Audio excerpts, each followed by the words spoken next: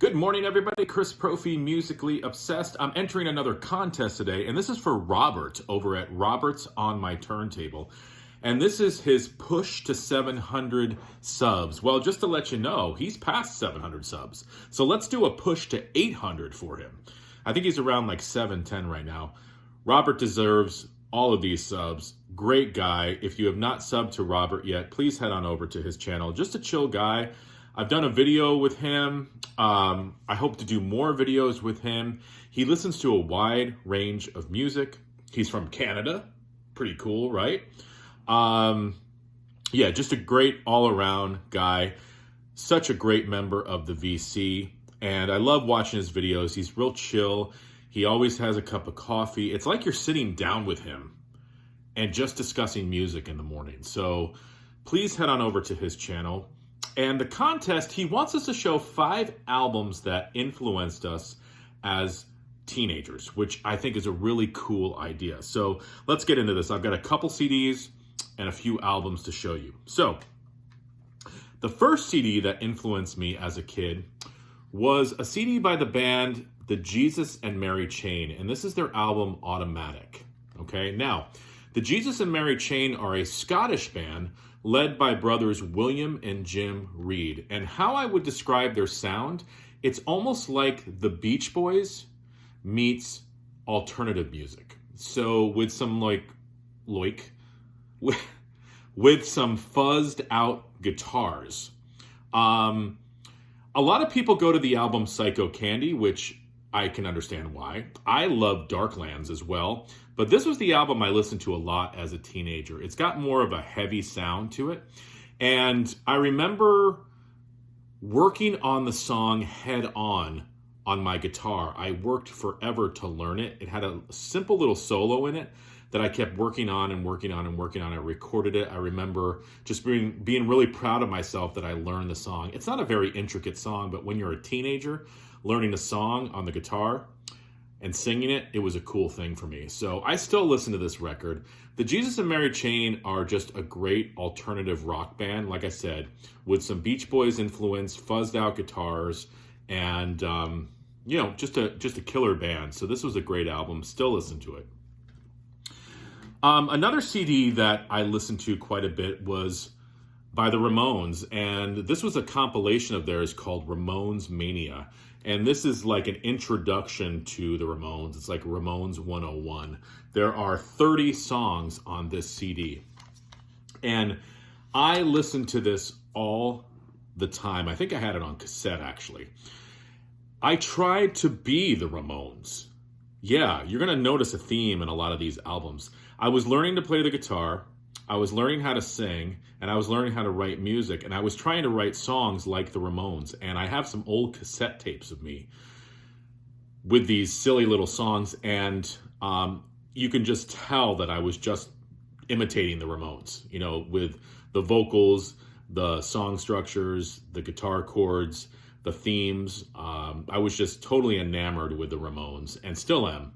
But this was a compilation album that sort of introduced me to them, and I spun a lot as a kid.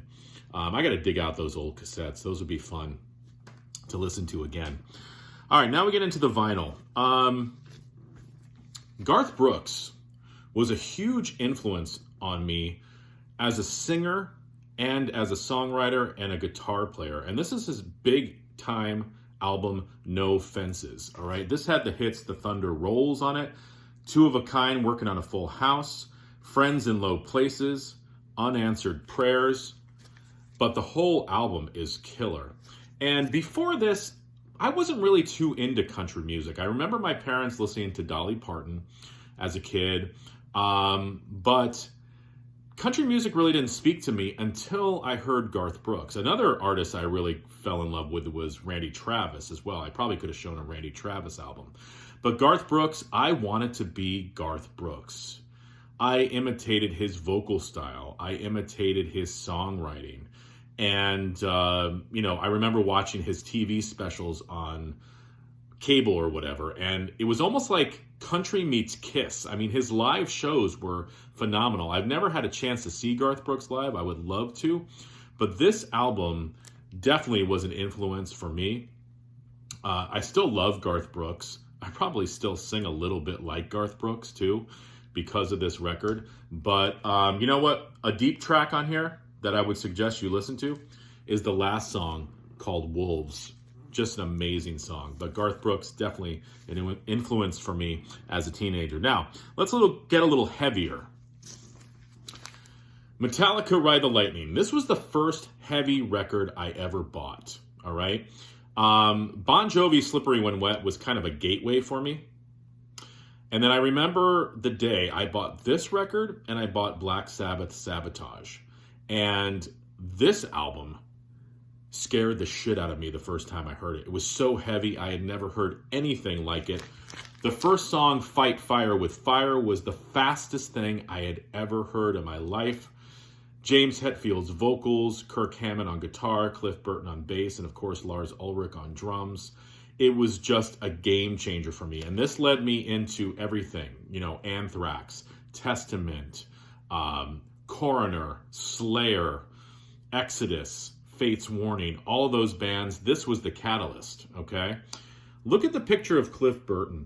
I've said it before, but that picture of him scared the shit out of me. He looked like he was like the living dead. So yeah, this was the gateway to heavy music for me.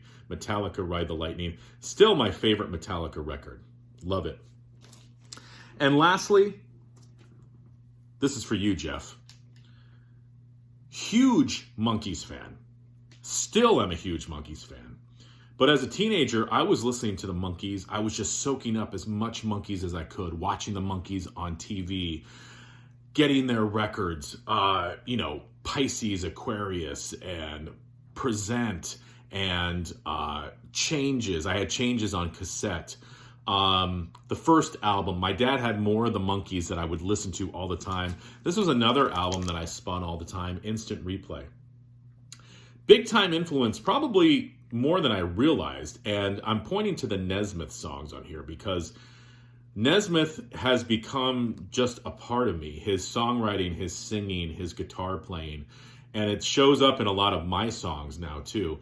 And the songs on this record by Nesmith, I Won't Be the Same Without Her, Don't Wait for Me, While I Cry, just amazing. So I mean, the whole album's amazing, but I love the Nesmith songs on here. This was an album I spun a lot, along with a lot of the other Monkees albums, and I still listen to the Monkees. So it was an influence as a teenager, but it's stood the test of time. So there you go, Robert. A little bit of everything. Music is a huge part of my life. It always has been. It always will be. I cannot imagine my life without music. It would be boring as hell. And music is just such a huge part of my life. It is part of me. And not to get too deep or whatever, but it's just it always has been, and I cannot think of a time when it wasn't. So, Robert, thank you for helping me to dig back and look at some of these other albums. And anybody out there, if you have not subbed to Robert, please head on over to his channel. Great guy. All right. Here's to 800, Robert, and here's to 900, and here's to 1,000. You'll be there very soon. All right. Enjoy the rest of your day. Bye.